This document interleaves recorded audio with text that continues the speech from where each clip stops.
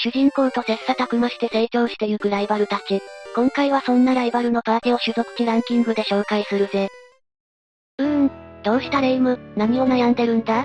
ランクバトルに潜るパーティを考えてるんだけどなかなか決まらないのよ。弱点を補完し合えるバランスのいいパーティを組むのは難しいよな。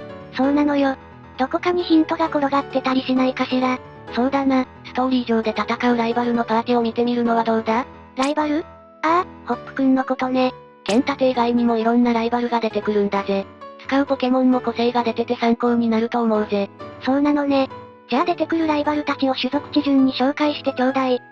私のおすすめを紹介する感じじゃダメなのか？どうせなら強いトレーナーの手持ちを知りたいもの。それにそっちの方が参考になると思うわ。わかったぜ。ライバルの最終的な手持ちの平均種族値で順位付けしてみるぜ。わーい。10位はブラックホワイト2のライバル、10だ。バオッキーとジャローダは最初に選んだ御三家によって入れ替わるぜ。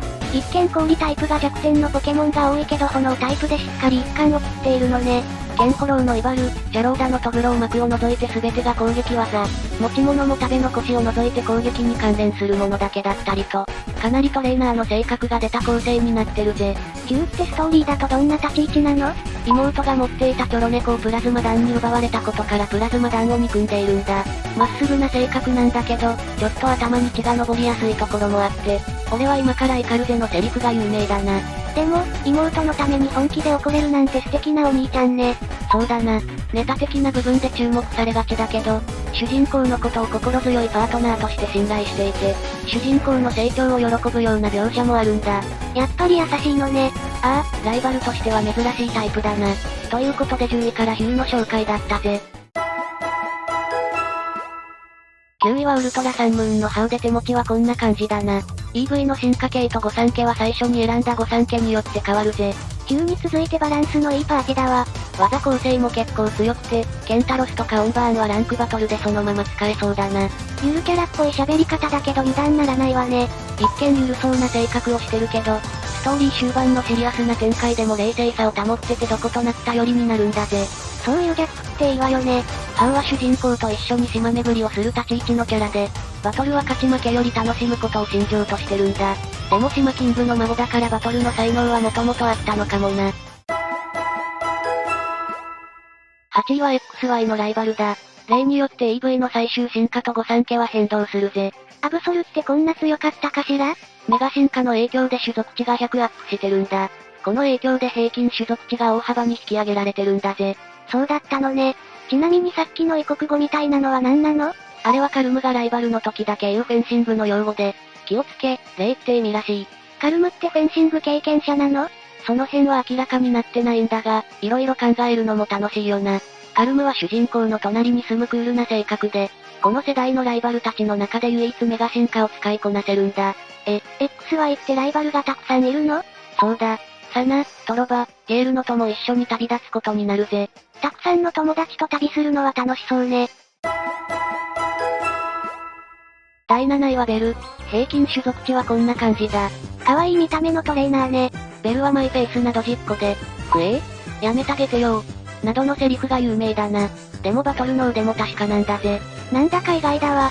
あと、ベルはポケモンへの愛情が人一倍深いんだ。ベルの手持ちポケモンは恩返しっていう、夏木戸で威力が変わる技を覚えてるんだけど全員最高威力の102で打てるんだぜ。そういうの素敵ね。ポケモンが愛情に応えようとしてるのが目に浮かぶわ。ブラックホワイトでは主人公と一緒に旅をするポジションだったベルだけど、2年後の世界であるブラックホワイト2では、荒らぎ博士の助手を務めているんだ。自分の道を歩み始めたのね。ああ、ライブキャスターで連絡を取ると夏木戸を教えてくれるあたり、やっぱポケモンのことが大好きなんだなと思うぜ。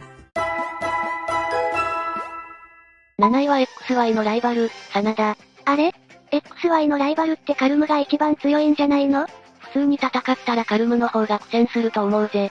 サナは手持ちが3体しかいないからな。ただ、その分600族のヌメルゴンが平均種族値を大きく引き上げてるんだ。そういうことなのね。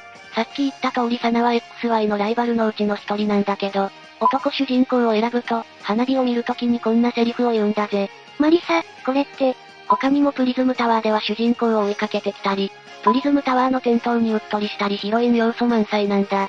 ランキングもだけどサナの恋がどうなったのかすごく気になるわ。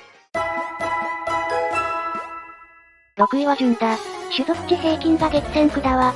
ロズレイド、ギャロップ、フローゼルが御三家次第で入れ替わる構成になってて、フローゼルの種族値が一番低いんだ。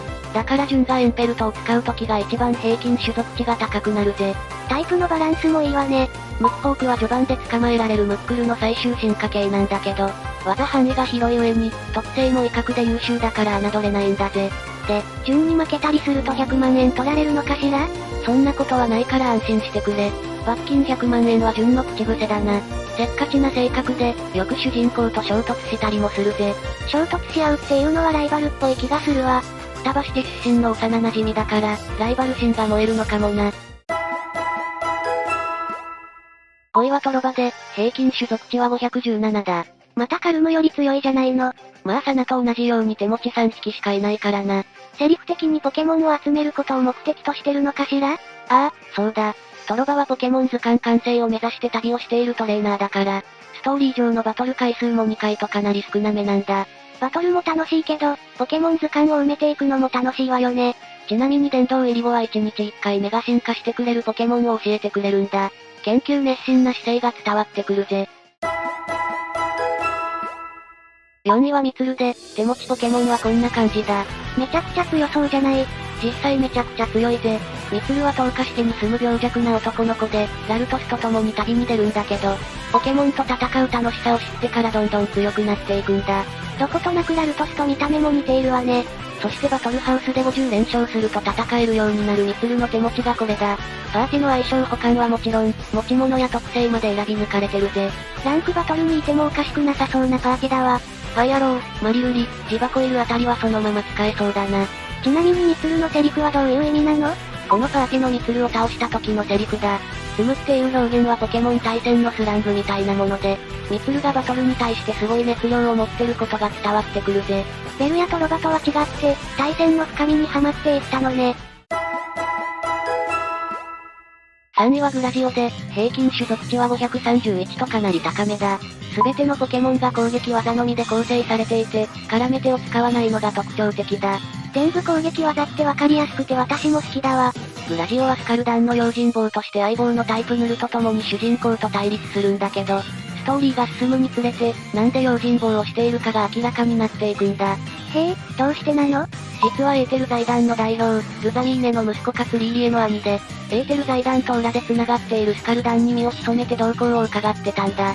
ルザミーネはウルトラビーストに見入られてしまってて、そんな状態の母から妹を助けるために、コスモップとタイプヌルを連れて親元から逃げ出したんだぜ。妹思いのお兄ちゃんだったのね。攻撃技主体なところとか、なんだかヒューに似てる気がするわ。主要ポケモンのうち3匹が夏木戸進化だし、ポケモンへの愛も確かだと思うぜ。第2位はグリーン、ナッシー、ギャラドス、ウィンディが御三家によって変わるポケモンで、ナッシーの種族値が一番低いから、グリーンの手持ちが不思議花の時一番合計種族値が高くなるぜ。ライバルといえばこの人っていうイメージがあるわ。歴代ライバルの中でもかなり人気が高くて、専用 BGM と共にピジョットの鳴き声が響く流れは好きな人も多いはずだぜ。あれ？でもピジョットが手持ちにいないわよ。ストーリークリア後、強化版四天王に切り替わると、ピジョットがヘラクロス、サイドンがバンビラスに変わるんだ。ちょっと寂しいところだよな。そうだったのね。ちなみにグリーンは多くの作品に出演しているぜ。初代、金銀、ファイアレッドリーフグリーン、ハートゴールドソウルシルバー、ブラックホワイト2、サンムーンに加えて、XY では NPC との会話でカロス地方に留学していたことがわかるぜ。剣立てでも出て欲しかったわ。次はいよいよ1位だぜ。1位はホップで平均種族値は555だ。ぶっちぎりね。手持ちが5体かつ、伝説が平均を引き上げてるからな。正直ホップが1位なのはびっくりしたわ。主人公のことを褒めてくれるお世話役だと思っていたもの。そうだな。ホップはガラルチャンピオンダンテの弟で、兄を超えるために旅立つんだけど、性格は温厚な部類で、バトル大好きって感じじゃないもんな。最終的には博士の助手を志すあたりも、自分のことをよくわかってるというか、現実的よね。伝説ポケモンのザシアンザマゼンタを従えるあたり、ガラル有数の強豪トレーナーではあるんだぜ。言われてみれば確かにそうね。実際種族値平均は最高だもの。ホップについてはまだまだ語りたいことがあるんだぜ。ストーリー中盤でビートに負けた際、兄の顔に泥を塗っていると言われるんだけど、そのことをきっかけに、一番最初に捕まえたウールを手持ちから外してしまうんだ。どうして？おそらく最強のトレーナーになるためだろうな。ラテラルタウン、7番道路でのバトルは序盤から愛用していた青ガラスも、パーティから外れてるんだぜ。気づかなかったわ。悩みを吹っ切った末、バイオールー、アーマーガーが手持ちに帰ってきて、最初のポケモンたちと最強を目指す展開は胸熱だな。そういう少年漫画みたいな展開好きだわ。ポケモンを信頼するホップだからこそ、伝説のポケモンたちも力を貸したのかもしれないな。ってことで1位のホップの紹介だったぜ。今回は歴代ライバルのパーティを種族地順で見てきたけどレイムどうだった？ライバルによってパーティの経路が全然違うのが驚きだったわ。一番バランスが良さそうなのはやっぱりみつるくんかしら。参考にしてみようと思うわ。思い入れのあるライバルや、苦戦したライバルがいたら、コメント欄に書き込んでいってほしいんだぜ。面白いと思ってくれた人はチャンネル登録、高評価もよろしくね。それじゃあ、ここまでご視聴いただき、ありがとうございました。